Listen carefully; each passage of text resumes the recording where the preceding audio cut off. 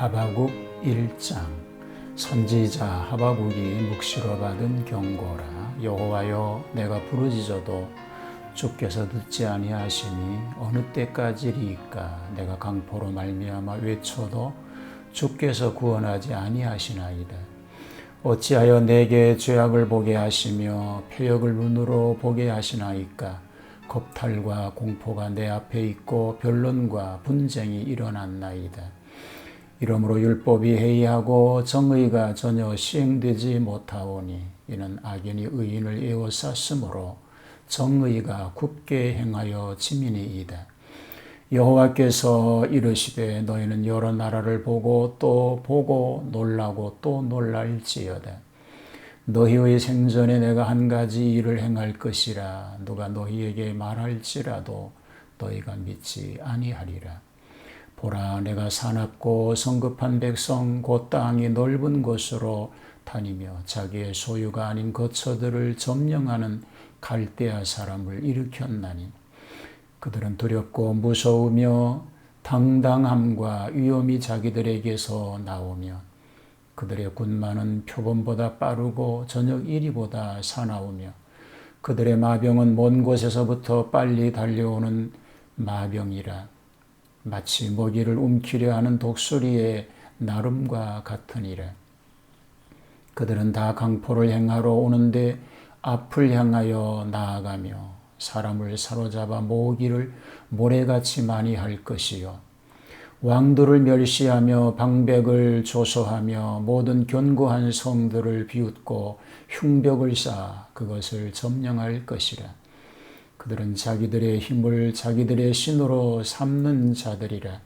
이에 바람같이 급히 몰아 지나치게 행하여 범죄하리라. 선지자가 이르되 여호와 나의 하나님, 나의 거룩한 이시여, 주께서는 만세전부터 계시지 아니하시나이까. 우리가 사망에 이르지 아니하리이다. 여호와여, 주께서 심판하기 위하여 그들을 두셨나이다. 반석이시여, 주께서 경계하기 위하여 그들을 세우셨나이다. 주께서는 눈이 정결하심으로 악을 참아보지 못하시며 패역을 참아보지 못하시거늘 어찌하여 거짓된 자들을 방관하시며 악인이 자기보다 의로운 사람을 삼키는데도 잠잠하시나이까. 주께서 어찌하여 사람을 바다의 고기 같게 하시며 다스리는 자 없는 벌레 같게 하시나이까. 그가 낚시로 모두 낚으며 그물로 잡으며 투망으로 모으고 그리고는 기뻐하고 즐거워하여 그물에 제사하며 투망 앞에 분향하오니 이는 그것을 힘입어 소득이 풍부하고 먹을 것이 풍성하게 됨이니이다. 그가 그물을 떨고는 계속하여 여러 나라를 무자비하게 멸망시키는 것이 옳으니이까. 할렐루야. 주님의 은혜와 평화가 함께 하시기를 축복합니다. 자, 오늘부터는 하박국서를 함께 읽겠습니다. 선지자 하박국은 BC 605년에 바벨론 왕 느부갓네살이 유다를 최초로 침략해 오기 직전에 예언 활동을 하였습니다. 유다가 죄값으로 바벨론으로 포로되어 가리라는 것을 예언하라고 파송을 받은 것입니다. 그의 인물 역사는 잘 모르겠으나 레위인 성가대원의 한 사람으로 보기도 합니다. 자, 오늘 하박국 1장은 하나님과 인간의 질의 응답에 대한 얘기가 소개가 되고 있습니다. 선지자의 질문이 먼저 1절로 4절에 소개가 됩니다. 하박국의 그 뜻은 포섭자라고 합니다. 저는 안타까운 마음으로 기도합니다. 하나님의 선민들이 범죄함으로 인하여서 신자들의 상심의 호소인 것입니다. 그러나 하나님은 이런 반구도 대답하지 않으십니다. 어느 때까지 참으시겠느냐는 것이 저의 불평스러운 질문적 기도입니다. 선민이 지은 죄는 바로 이렇습니다. 겁탈의 죄입니다. 약자의 재산을 탈취하였다는 것이지요. 강포의 죄입니다. 집권자들의 강압 정책을 얘기합니다. 변론과 분쟁의 불식입니다. 상호 충돌함을 얘기합니다. 율법과 공의가 이행되지 않았다는 것이죠. 법을 악용했다는 것입니다. 공의가 땅에서 떨어졌다는 것입니다. 이것은 도덕적 부패를 얘기합니다. 그 이유는 악인이 승세하고 의인이 유린되고 있는데 어찌하여 하나님께서 이를 방관하시고 침묵하십니까? 라는 질문입니다. 이것은 만고의 의문이 되기도 합니다. 하나님께 하바국이 지금 질문하고 있는 것입니다. 자, 여기에 대해서 하나님의 응답이 5절에서 11절에 소개가 됩니다. 선지자의 질문에 따라서 하나님의 응답이 있었습니다. 하나님의 예정은 갈대아인을 통하여 선민의 죄악을 벌주실 때가 있다는 것입니다. 바야흐로 국제정세를 살펴볼 때에 크게 놀랄 일이 장차 올 것을 짐작하게 되는 것입니다.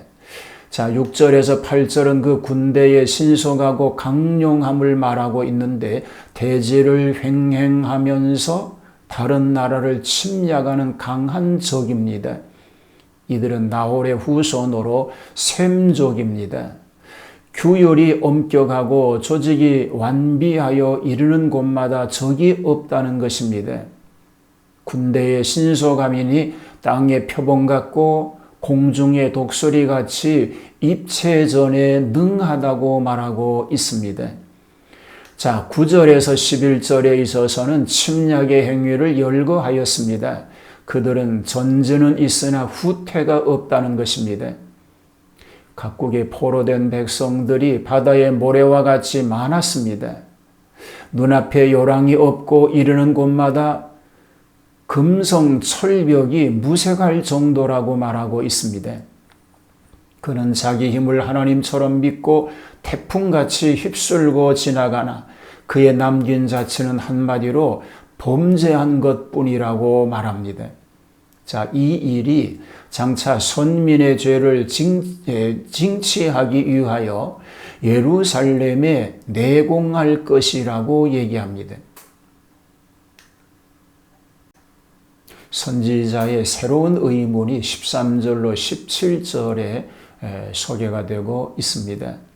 하나님의 응답은 나타났으나 선지자의 새로운 의문은 또 생겼습니다. 그는 먼저 성결과 영원하신 하나님께서 결코 자기 백성을 멸망시키시지 않으시고 징치에 의하여 거룩한 백성을 만드시려는 데는 공명하나 죄악과 패역을 미워하시는 하나님께서 어찌하여 잔혹한 무신, 우상국 이방인을 들어서 선민을 징치하시는가를 질문하고 있습니다. 악인이 자기보다 의로운 사람을 삼키는데도 잠잠하시나이까? 이렇게 질문하지요. 아무리 악해도 이방인들보다 낫지 않겠는가 하고 질문합니다. 주께서 어찌하여 사람을 받아 고기 같게 하시며 다스리는 자 없는 벌레 같게 하시나이까? 라고 의문을 제기합니다. 자, 이것이 새로 나타난 선지자의 의문이요 만고의 의문이기도 합니다. 그들은 낚시와 그물로 물고기를 잡듯이 모조리 포획하여 기뻐하는 모습으로 나타나고 있다는 것입니다. 그들은 유다뿐만 아니라 열국을 이같이 진멸하는 그들의 행위가 공의의 신 앞에 용납될 수 있겠는가라고 지적하며 의문을 제기합니다. 그가 그물을 떨고는 계속하여 여러 나라를 무자비하게 멸망시키는 것이 옳으니까라는 것입니다. 자, 다시 말하면 자기 백성의 방임을 문제시하는 그는 자기 백성보다 더 악한 민족으로서 자기 백성을 징치하는 데에 항의를 하고 있는 것입니다. 오늘 우리는 바른 신앙으로 바른 믿음 안에서 하나님의 의를 이루어가는 그런 복된 삶, 하나님 앞에 온전함으로 설 수 있는 그런 은혜가 삶 속에 늘 넘치게 되기를 주님의 이름으로 축복합니다. 하나님, 바른 신앙으로 하나님께만 영광을 돌리는 삶이 되게 하옵소서. 의문을 제기할 수 있는 여러 가지 상황 속에서도 하나님의 뜻을 따르게 하시고 하나님 앞에 온전함으로 서게 하옵소서. 예수님 이름으로 기도하옵나이다. 아멘.